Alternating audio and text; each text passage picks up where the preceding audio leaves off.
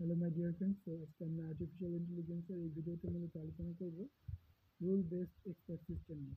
তো এখানে আমরা যদি দেখি যে কোনো রুল মূলত এখানে আমাদের অ্যাপ্লাই হচ্ছে ইফ কন্ডিশনাল, যদি আমাদের ম্যাচ করে কন্ডিশন অথবা আনম্যাচ করে তাহলে সেই অনুযায়ী সেটার অ্যাকশন গেইন হবে।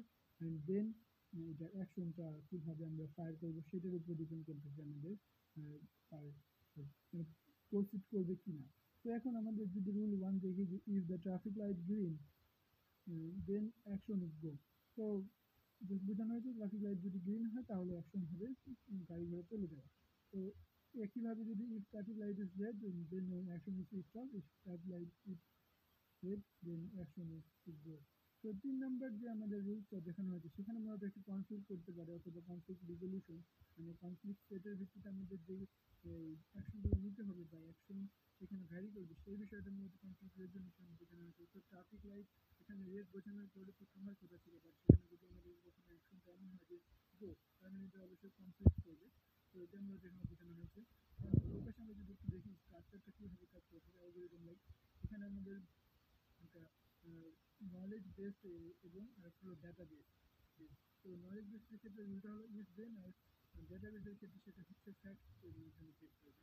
তো এখন আমরা যদি দেখি যে তিনটা ইভেন্ট নিয়ে এ বি অ্যান্ড সি, তো এ ইমপ্লিকেশন বি যদি হয় দেন আমাদের ধরলাম যে আমরা ইনফারেন্স ইঞ্জিনের মাধ্যমে দেখা হবে যে সেটা রুল ইফ দেনে যাবে।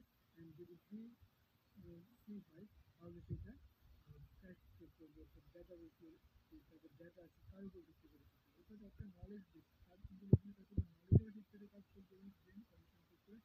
একটা হচ্ছে যে ডাটা বেসে কীভাবে সেট করা আছে অথবা সেই ইনফরমেশনটা কীভাবে কাজ করতে হবে, এক্সপ্লানেশন ফ্যাসিলিটিস এরপরে সেটা চেক করবে হাউ অ্যান্ড হোয়াই, মানে এই প্রবলেমটা কীভাবে এবং কেন সলভ করতে হবে বা কী এর প্রয়োজনীয়তা, সেটা কীভাবে করা যায় সেই বিষয় নিয়ে। এবং লাস্ট হচ্ছে ইউজার ইন্টারফেস, এটা আমাদের ইউজারের যারা আমরা এই যে ট্রাফিক লাইট ইউজার তারা হচ্ছে এটা কীভাবে একটা গেইন করে সেটা ঠিক আমরা নিশ্চিত করবো আমাদের এই প্রবলেমটা থেকে কীভাবে আমরা সলিউশন পাবো। ইউজার ইন্টারফেসের উপর ভিত্তি করে এটা প্রবলেমের সলিউশন।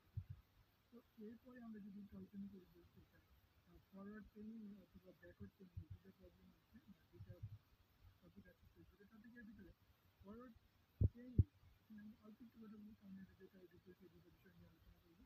তো ডেটাবেস যখন আমাদের এমন হবে যে আমরা স্টেপগুলোকে, এখানে দেখেন ডেটাবেস এবিসিডি এক্স, তো এই এক্স এটার ভিত্তিতে আমাদেরকে ফার্স্টে দেখতে হবে যে এই এক্সে আমাদের কোনটা এই টেবিলে বা নলেজ